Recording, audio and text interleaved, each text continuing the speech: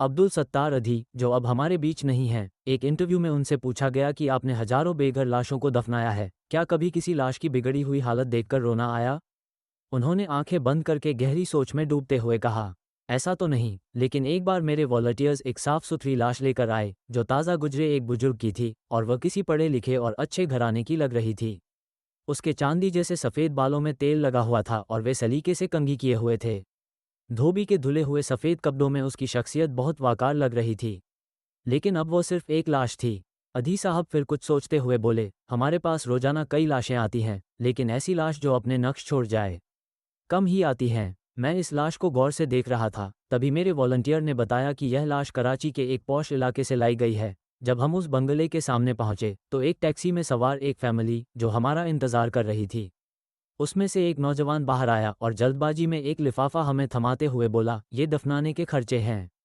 फिर वो खुद ही बड़बड़ाया, यह मेरे पिता हैं, इनका ख्याल रखना, अच्छी तरह से गुस्ल देकर दफना देना। इतने में टैक्सी से आवाज़ आई, तुम्हारी फ्लाइट निकल जाएगी। ये सुनते ही नौजवान पलटा और बिना कुछ कहे टैक्सी में सवार हो गया और टैक्सी तेजी से चल पड़ी। अधी साहब बोले, इस लाश के बारे में जानकर मुझे बहुत दुख हुआ और मैं एक बार फिर उस बदकिस्मत इंसान की तरफ देखने लगा।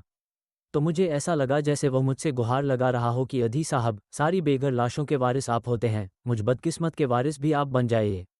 मैंने फौरन फैसला किया कि इस लाश को गुस्ल भी मैं दूंगा और दफन भी खुद करूंगा। जब मैंने उसे गुस्ल देना शुरू किया तो उसके साफ सुथरे जिस्म को देखकर मैं सोच में पड़ गया कि जो शख्स अपनी ज़िंदगी में इतना मुतबरिक और हसास होगा, उसने अपनी औलाद की परवरिश में क्या नाज और नियामत न उठाए होंगे। लेकिन बेटे के पास दफनाने का वक्त भी नहीं था। उसे बाप को कब्र में उतारने से ज़्यादा फ्लाइट निकल जाने की फिक्र थी। और इस तरह उस लाश को गुस्ल देते हुए मेरे आंसू छलक पड़े। फिर वो अपने कंधे पर रखे कपड़े से आंसू पोंछते हुए बोले, उस दिन मैं इंसानियत की डूबती नैया पर रो पड़ा। काश कि हम अपनी औलादों की ऐशो इशरत की बजाय बेहतर तालीम और तरबियत पर ज़्यादा फोकस करें।